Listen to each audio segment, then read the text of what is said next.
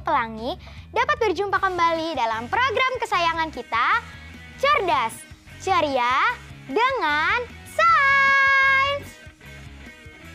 Nah, kawanku yang cerdas, dalam episode ini kita akan membahas tentang perkembangbiakan vegetatif. Apa sih perkembangbiakan vegetatif pada tumbuhan itu? When there's no more hope is left in me, I can see what comes my way, and I'm always lost. Cara perkembangbiakan pada tumbuhan ada dua macam, yaitu generatif dan vegetatif. Generatif artinya melalui proses perkawinan, sedangkan vegetatif tidak melalui proses perkawinan. Perkembangan secara vegetatif dibagi dua, yaitu perkembangbiakan vegetatif secara alami dan perkembangbiakan vegetatif secara buatan. Perkembangbiakan vegetatif alami adalah proses perkembangbiakan tumbuhan secara vegetatif tanpa bantuan manusia.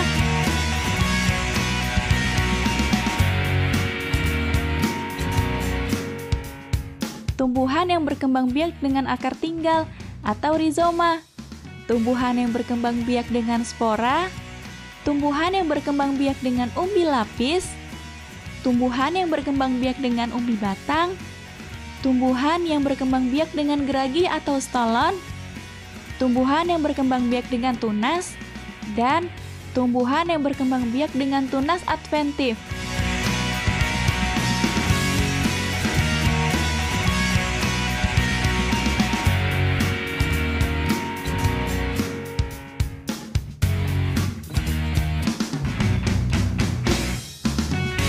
Nah, sekarang kita simak penjelasan tumbuhan yang berkembang biak secara alami menurut jenisnya.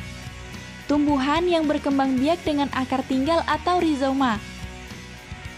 Akar tinggal adalah batang yang tumbuh menjalar dalam tanah, atau disebut juga akar tinggal, akar rimpang, atau akar tongkat. Tanaman yang berkembang biak dengan akar tinggal adalah lengkuas, jahe, kunyit, dan temulawak. Selanjutnya, tumbuhan yang berkembang biak dengan spora. Spora adalah inti sel yang berubah fungsi menjadi alat perkembangbiakan. Contohnya adalah tumbuhan paku. Pada tumbuhan paku, spora dibentuk pada daun. Spora terletak di dalam kotak spora atau sporangium yang berkumpul di dalam sorus. Sorus adalah kumpulan kotak spora. Sorus terletak di bagian tepi bawah daun, berupa bintik-bintik kecoklatan. Daun yang dapat menghasilkan spora disebut daun fertil atau subur. Jika sporangium pecah, spora keluar dan jatuh di tempat yang cocok. Spora tersebut akan tumbuh dan berkembang menjadi tumbuhan paku baru.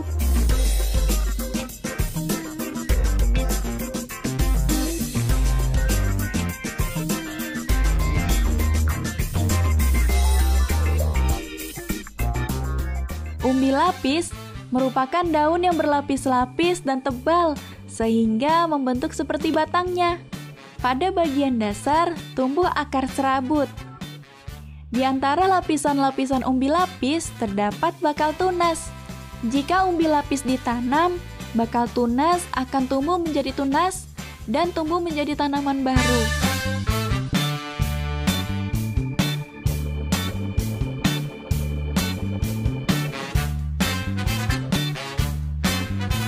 Berikutnya adalah umbi batang.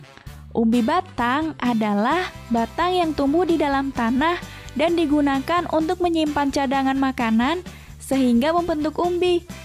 Jika umbi ditanam, tunas dapat tumbuh dan menjadi tanaman baru. Contohnya adalah kentang dan ubi jalar.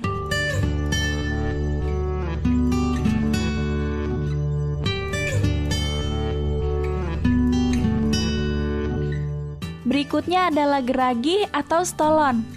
Geragi adalah batang yang tumbuh dan menjalar di permukaan tanah. Tanaman baru akan tumbuh pada buku-bukunya dan tidak tergantung pada induknya. Contohnya adalah tanaman stroberi, pegagan, dan rumput teki. Selanjutnya adalah tunas. Tunas adalah bagian tumbuhan yang baru tumbuh dari kecambah atau kuncup yang berada di atas permukaan tanah. Tunas dapat terdiri dari batang, ditambah dengan daun muda, calon bunga atau calon buah. Contohnya pohon tebu, pisang, dan bambu.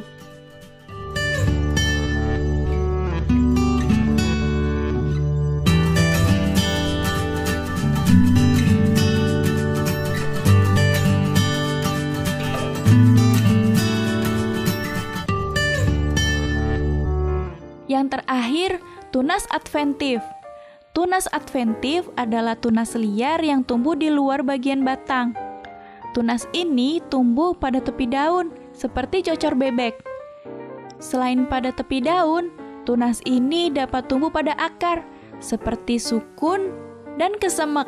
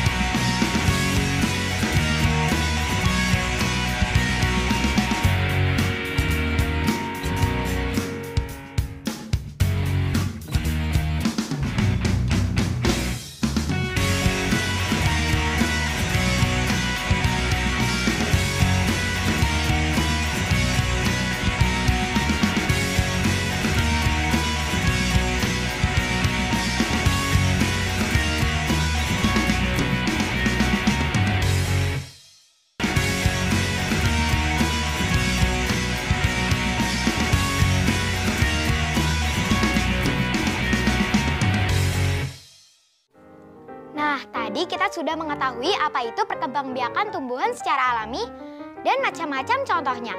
Pasti kalian bisa menjawab soal-soal berikut ini dong. Karena sekarang saatnya kuis.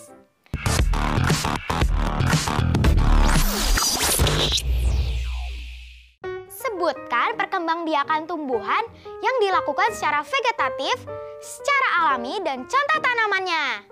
Ayo, siapa yang bisa menjawab?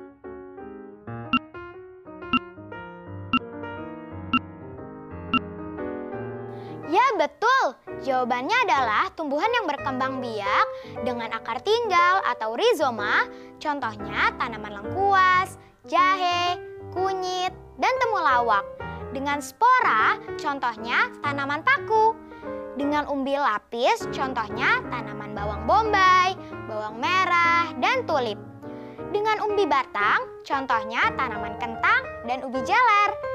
Dengan geragih atau stolon, contohnya tanaman stolon, pegagan, dan rumput teki. Dengan tunas, contohnya tanaman pisang, bambu, dan tebu. Dengan tunas adventif, contohnya tanaman cocor bebek, sukun, dan kesemek. Kawanku yang cerdas, jangan kemana-mana dulu ya. Aku akan kembali lagi setelah yang satu ini.